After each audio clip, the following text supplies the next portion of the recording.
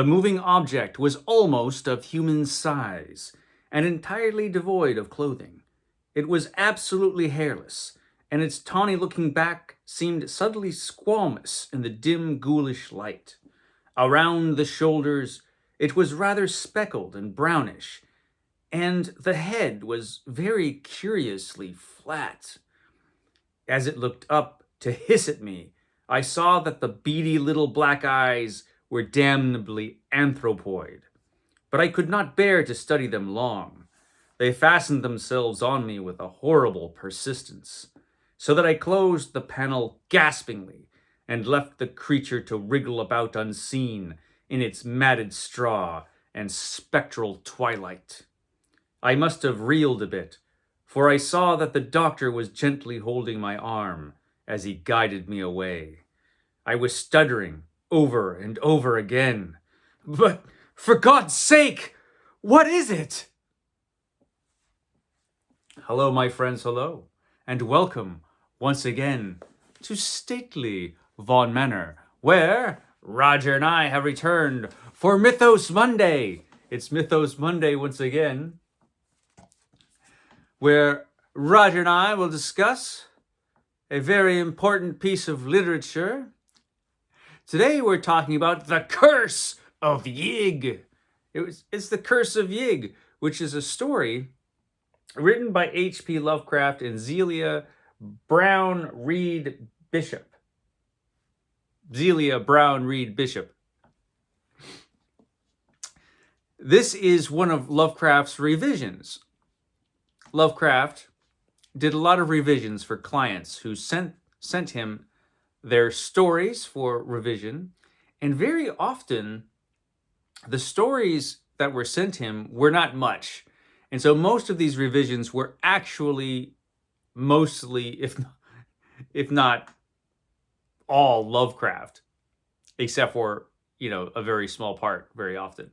Other times he did what you would call light revisions, where it was, just correcting spelling and maybe changing things here and there. But in the Curse of Yig, there's an awful lot of Lovecraft in this story. And it is considered one of the Cthulhu mythos. So I hold up this magnificent volume, The Complete Cthulhu Mythos of H.P. Lovecraft. So what is this story about? It takes place in 1889. And a young man and a young woman are going to Oklahoma. And they're going to build a farm. And they're going to homestead in Oklahoma. The man is very, very frightened of snakes. He's got a phobia of snakes, which is unfortunate because there are a lot of snakes where he's going. A lot of rattlesnakes. And the Native Americans there have a legend. They have a god, actually, which is Yig, the terrifying Yig. Now, the Yig is the snake god, and he's very protective of his children, the snakes. And it's said that if you, harm one of his children, you better watch out, because Yig just might come and get you. And as soon as he comes into this area, the young man, he starts hearing these stories. Now, his wife, she isn't as superstitious as he is. She's more practical. But he's really worried. And so, he doesn't intend on bothering any snakes. First of all, he's terrified of them. And second of all, he doesn't want to get any, curses thrown down upon him. So it's just him, his wife, and their dog. They find their land. They build a farm with some help of some neighbors, some local neighbors who live around.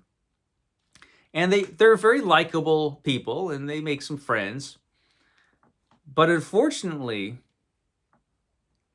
on the way, the wife comes upon a nest of rattlesnakes, and she just, kills them. Much to the man's horror when he finds out, because now he's terrified that the Curse of Yig will come down upon him. Turns out he's wise to be frightened. He goes to some local Native Americans who live around there and tries to get some charms and things to protect him from the dreadful Yig. Unfortunately, no, the curse does fall upon him, as you would expect in a story of this kind. And it's horrible. It's absolutely horrible. I can't give away the ending of this story just in case you haven't read it, but it's absolutely ghastly.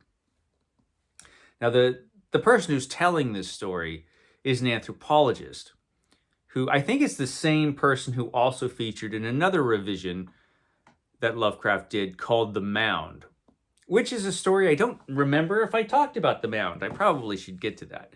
That was The Mound actually had some pretty good stuff in it, had some pretty creepy stuff in it, but it had some serious flaws, I think.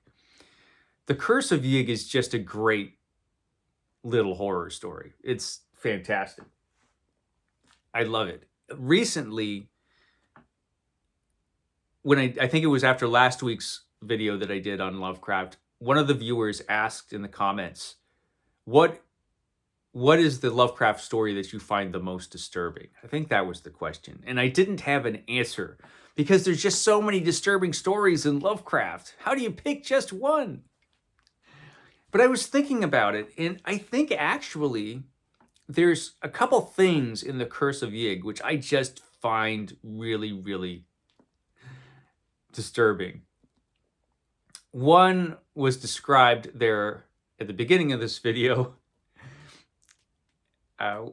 where the man visits an asylum and speaks to a doctor there. And he ends up, the doctor of this asylum tells him this terrible story of this couple.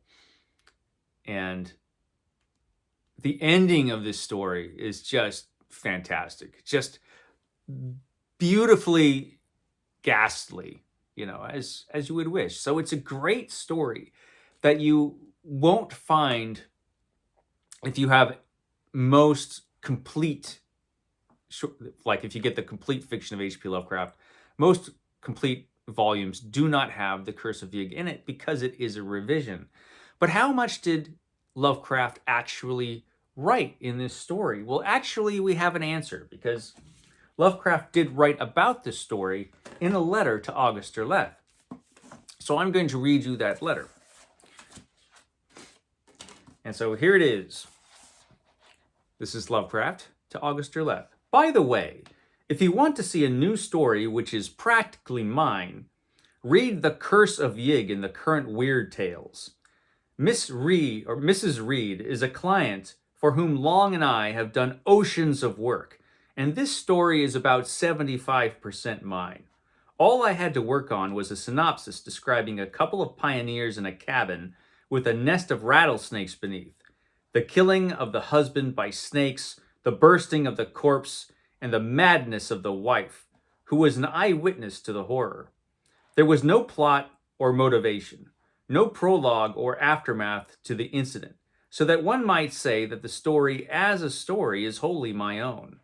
I invented the snake god and the curse and the tragic wielding of the axe by the wife, the matter of the snake victim's identity, and the asylum epilogue.